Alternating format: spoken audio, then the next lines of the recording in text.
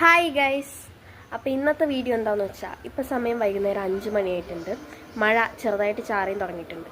അപ്പോൾ അമ്മ സ്കൂളിൽ പോയിരിക്കുകയാണ്. അമ്മ വരാൻ എന്തായാലും ഒരു 6 മണി കഴിയും. എങ്ങനെ പോയാലും ഒരു 6 മണി കഴിയും.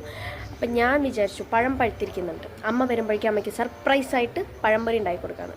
പക്ഷേ ഗൈസ്, ഈ സർപ്രൈസിൽ ഒരു ചെറിയ ട്വിസ്റ്റ് ഉണ്ട്. അതായത് അമ്മ വന്നതിന് ശേഷം മാത്രമേ നമുക്ക് പഴംപൊരി ഉണ്ടാക്കാൻ പറ്റൂ. അല്ലാതെ ഗ്യാസ് തൊട്ട് കഴിഞ്ഞാൽ അച്ഛൻ്റെ കൈ വെട്ടെന്ന് പറഞ്ഞിട്ടുണ്ട് ആരുമില്ലാത്തപ്പോൾ. അതുകൊണ്ട് മാത്രം നമ്മൾ ബാക്കി എല്ലാ സാധനങ്ങളും റെഡിയാക്കി വെക്കാൻ പോവാണ്. അപ്പോൾ നമുക്ക് പഴംപൊരി എങ്ങനെ ഉണ്ടാക്കാൻ നോക്കിയാലോ.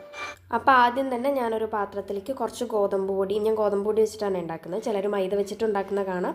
അപ്പോൾ കുറച്ച് ഗോതമ്പ് പൊടിയും, പിന്നെ ഒരു ഇത്തിരി അരിപ്പൊടിയും, ഒരു നുള്ളു മഞ്ഞൾപ്പൊടിയും, കുറച്ച് ബേക്കിംഗ് സോഡ ഒരു നുള്ളു തന്നെ മതി കേട്ടോ. പിന്നെ ഒരു ഇത്തിരി പഞ്ചസാര ഇട്ടിട്ട് വെള്ളവും ചേർത്ത് നന്നായിട്ട് മിക്സ് ചെയ്തെടുക്കുന്നുണ്ട്. പിന്നെ പഴവും ഞാൻ കട്ട് ചെയ്ത് വെക്കുന്നുണ്ട്. ഞാനിവിടെ 2 പഴം മാത്രമേ എടുത്തിട്ടുള്ളൂ. എന്നിട്ട് നമ്മൾ പാനിലേക്ക് എണ്ണ ഒഴിക്കുക.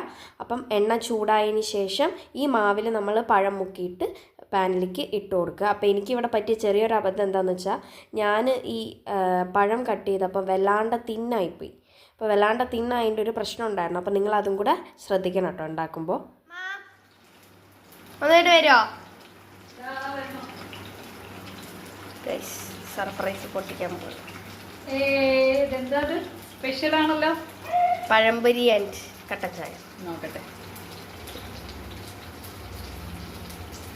നല്ല ഭംഗിയുള്ള ഗൈസ്, ഇതിന് ലുക്ക് ഇല്ലാന്നേ ഉള്ളൂ, നല്ല ടേസ്റ്റ് ഉണ്ട് കേട്ടോ.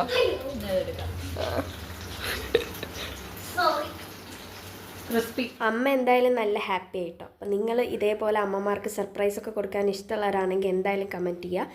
പിന്നെ ഇതുപോലെയുള്ള ചെറിയ ചെറിയ സർപ്രൈസ് അവർക്ക് കൊടുക്കുന്ന സന്തോഷം വേറെ ലെവലായിരിക്കും.